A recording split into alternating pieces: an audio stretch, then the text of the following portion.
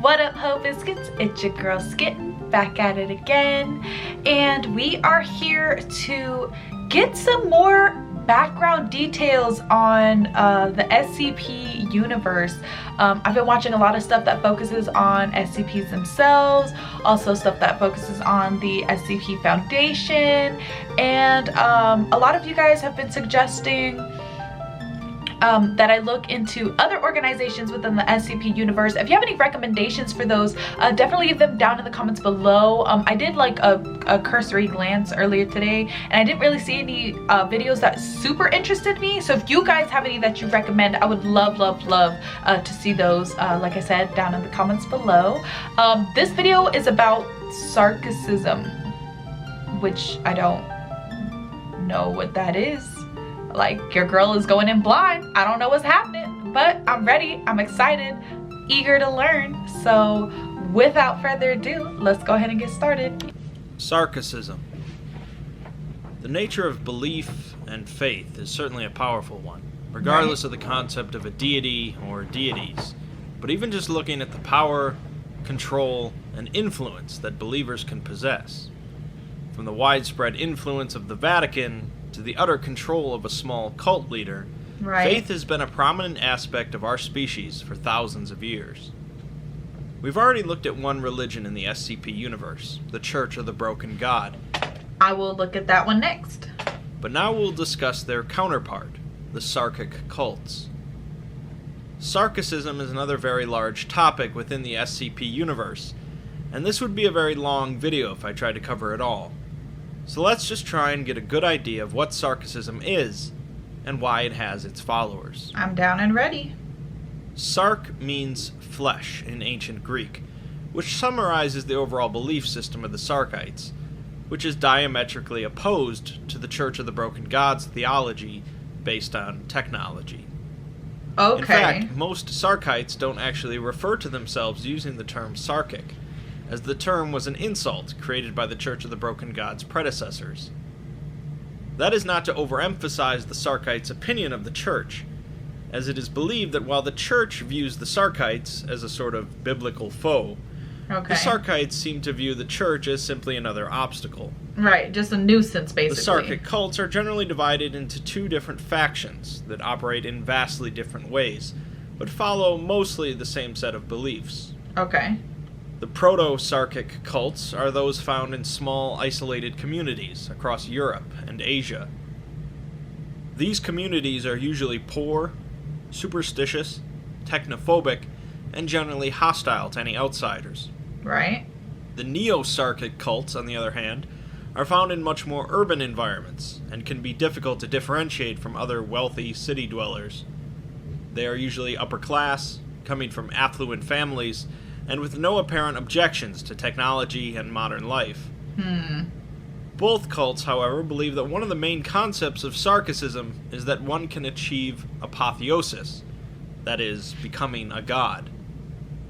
It's generally accepted that Grand Karcist Ion, the founder and prophet of the Sarkic cults, did become a god through some sort of interaction with the primordial goddess, Yaldabaoth. Oh my god. Proto-Sarkites believe that in time, Ion will eventually provide them with godhood, and Neo-Sarkites believe that it must be obtained through willpower, and they must one day usurp Ion. Oh wow. This will-to-power concept is prevalent in Neo-Sarkites, and a common proverb says to do as you will to whom you will, as desire is the measure of all things. Oh no. Both cults believe in the like deadly hedonism. Idea of sacrifice, but here they differ greatly, as Proto-Sarkites believe in the sacrifice of oneself for the benefit of the many, and Neo-Sarkites instead believe in the sacrifice of the many for the benefit of oneself. Oh no. Either way, belief in cycles of destruction and regeneration is paramount to the Sarkic faith. Both cults often practice ritual cannibalism, human sacrifice, the worship and spread of contagions, and bodily augmentation. Grand Karcist Ion founded the Sarkic cults nearly 4,000 years ago, somewhere in western Siberia. The Sarkic timeline is muddy. Goddamn Russians. Even their recent history. but it's believed that Ion was born to a Davite mother and a slave father, as the Davites referred to him as a half-breed. Rude. Ion was a slave for much of his youth in the city-state of Adatum, possibly serving under an alchemist or priestess, until he led a slave revolt against the Davites.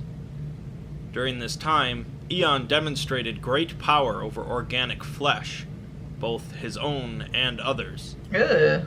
Examples of this include transforming his hand into some sort of wolf jaw, capable of ripping through a metal jail cell, Bitch. forcing others to act against their will, such as causing men to throw themselves on their spears, and could also gift these powers and other physical augmentations onto his followers. Oh my god. During this revolt, Ion was aided by 4 disciples, known as the Clavigar in the Sarkic faith, who would go on to be essentially saints. It's unclear how exactly Ion gained his Like Peter and Thomas and all of them people. abilities, but it somehow involves Yaldabaoth, a god or goddess believed by the Sarkites to be responsible for creating the universe, possibly Jesus. through the process of giving birth to other gods, and then Ugh. devouring them and exhaling the remains. Okay, Cronus. Neo-Sarkites revere this god, but Proto-Sarkites seem to regard it as the enemy of all living things. Oh, okay, shit. Yaldabaoth That is quite a divide. How does that come up? How does that even come about? Like, what? is also joined by 6 other entities, known as Archons, which are described as manifestations of primordial chaos. Oh, Jesus. It's said that Ion endured 6 trials given by the Archons, which allowed him to break free from the bondage of mortal limitations. In one text, Ion claims to have murdered Death herself Oh, and shit. read the entrails of the Creator. Ugh. Regardless of how Ion managed to become godlike, his slave What a- revolt conquered the Davites, forcing What them a to photo. recede, and the Sarkites built a number of cities, largely composed of organic material. Disgusting. The Sarkic civilization experienced its golden age and spread across Eurasia, with their capital being the converted kingdom of Adatum. Okay. Their civilization eventually spread into the Mediterranean, establishing a foothold here and colonizing the various islands. It was here where they would encounter the real resistance, however, as the Mechanites, the precursors to the Church of the Broken God, Right. would rise up against them alongside other civilizations. This massive war involved Ugh. anomalous technology, huge colossi, monstrous abominations, and 20 to 30 million casualties. Jesus. The war ended with really no winners, as the Sarkic Empire broke apart and went into hiding, leading to a division in culture and theology. The Mechanites dwindled and eventually became the Church of the Broken God, Right. and the devastation led to the collapse of the Bronze Age. This is such a crazy photo. Like, I don't know what this was supposed to be a photo for, but this is like, what? There's so much going on here. Like, this is insane. There's a face here. There's people attached to his face up here. All these skulls and shit. He got arms coming out of his vag. Like, what the fuck, bro? Sarkicism would continue to live on in small communities throughout Eurasia, and their belief systems would slowly differ. At this point, it's completely unknown what happened to Grand Karcist Ion, and the Foundation is currently not even sure if he ever existed at all. Right. Eventually, certain Sarkites would become intertwined with some noble courts, acting as advisors or court magicians, teaching the lords and ladies about alchemy, astrology, and the occult, while Oh, spreading wow. belief in Sarkicism. These courts would become Sarkic great houses, practitioners of Neo-Sarkicism that follow their own interpretation of the religion. Ah, that's Both how it happened. Proto-Sarkites and Neo-Sarkites would maintain their numbers through generations of inbreeding, Ooh. avoiding genetic defects through Sarkic rituals. And Sarkites have shown vastly lower mortality. It says avoiding genetic defects through Sarkic rituals, but I'm like, by Sarkic rituals, do you just mean like, oh, he was born with an extra finger, cut it off? Because I kind of feel like that's what that means. Compared to normal populations. Both groups also adhere to a strong belief in secrecy, whether through mistrust or Unsurprising. necessity. and so Sarkicism is largely unknown to the wide world. Thankful So, for that. most Sarkites present a dangerous threat to the Disgusting. current world order, as the Foundation considers their speculated goals to be fairly apocalyptic in nature, although not all Sarkites are dangerous, such as SCP-2815, a village of inbreds that give out human flesh disguised as fruit that for some reason is safe to eat. What? They also donate organs and blood grown from a tree to local hospitals. What? Sadly, however, these benign examples are few and far between, and we're left mostly with is highly terrifying and anomalous gross. and dangerous entities.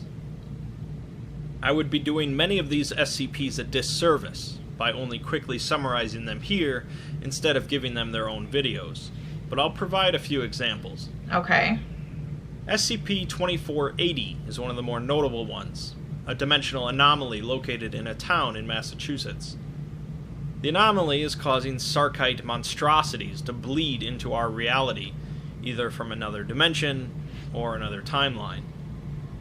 The GOC and the Foundation are currently working What's the difference between another dimension and another time? What? I thought alternate timelines were in alternate dimensions. together to contain Ew. the situation, but this is connected with another SCP located in Romania, SCP-2191. Here, a massive entity spread across hundreds of thousands of square kilometers of tunnels, Oh shit. believed to be a concubine of Grand Karcist Ion. Oh god. This entity is fed liquefied human remains, provided to it by a species of mutated vampiric humans. It's also appeased by locals who provide human sacrifices to minimize seismic activity. SCP-2133 is a proto-Sarkic commune in Russia, whose inhabitants are reincarnated whenever they die, Oh possessing shit. all of their past memories and appearance. Must be nice. They deposit their turnip harvests and any gangrenous limbs or tumorous growths in the church every evening, and the village is also filled with dark red tentacles that attack any outsiders entering the church. Oh god. Beneath the church is an expansive series of tunnels and caverns, where there seems to be thousands of entities growing in eggs, as well as Oh, a temple bad. devoted to a Karcist. Set it on fire. There Set is it on possibly a strong fire. connection between SCP-2133 and SCP-610, the flesh that hates. Oh yeah, I read I've about that already made a one. video covering Yeah, I watched a video about this one. Oh shit. 610, which Sarkites refer to as the Red Death, and it's believed that this is the Sarkites' ultimate weapon in reshaping the world. Oh no. Massive Sarkic organisms containing human DNA are believed to have battled the captured Colossus, SCP-2406, during the war between the Sarkites and the Mechanites. Another large organism was used as a Sarkic temple in their Golden Age, SCP-2095, but eventually was conquered during the war and died. SCP-2075 is a Karcist that was captured by the Foundation, but easily broke containment when it revealed that they had only captured one small aspect of itself, along Oh, with two of okay. the security personnel assigned to the SCP. The doctor in charge was stabbed with an anomalous dagger, which Oh, seemed to no. transform him into a large amorphous mass of flesh and bone, which Ugh. proceeded to kill 56 personnel before dying. Jesus. Finally, there is SCP-2510, an important anomaly related to both the Church of the Broken God and the Sarkic cults. 2510 is a larger machine, and part of it has been made into a trans-dimensional gateway. Fuck. The first people reported to have gone through the gateway, in 1940, were said to have found a machine city. The gateway shit. destination can be controlled, and the Foundation sent a team to multiple dimensions, all variations of Earth. There's too much here to really go into detail, but to Right. summarize, these dimensions were each one where the war between the Sarkic cults and the rest of humanity came to a climax. Okay. In one of them, parts of the Broken God were fashioned into an unimaginable weapon that wiped out every trace of life from the planet. Fuck. In others, the Sarkic forces went out, and Yaldabaoth broke free from its cage, driving the world to a horrific apocalypse. This is gross. In another reality, however, humanity banded together and achieved a technological singularity, uniting to defeat the Sarkites. Okay. The lesson to be learned from this anomaly is that if humanity doesn't work together and embrace the Church of the Broken Gods ideology, the Sarkic cults will win. Oh boy. Since there's really no canon, however, this is just one perspective. Can't prove it. So, this should have provided a good jumping off point to continue learning about This is Sarkicism gross. as it's continually expanded. This is disgusting. Please stop. Please stop making these things. They're gross. In the majority of cases, it's very easy to look at the Sarkic cults as nothing more than threats to humanity. Right. And that seems to be But the so is general the Church of the consensus for Broken most of the God. community. While some might boil down the conflict between the Broken God Church and the Sarkites to just good versus evil, Right. good fiction is rarely as simple as that. Regardless, Sarkicism and its anomalies are a very interesting blend of religion, folklore, occultism, and body horror. Yeah. Lots of body horror. Alright, I definitely feel like I learned a lot. I'm going to watch his video about the Church of the Broken God during another shooting session. If you guys have any recommendations or suggestions, feel free to leave them down in the comments below. And other than that, peace out, Ho Biscuits. It's Skittin' Lit.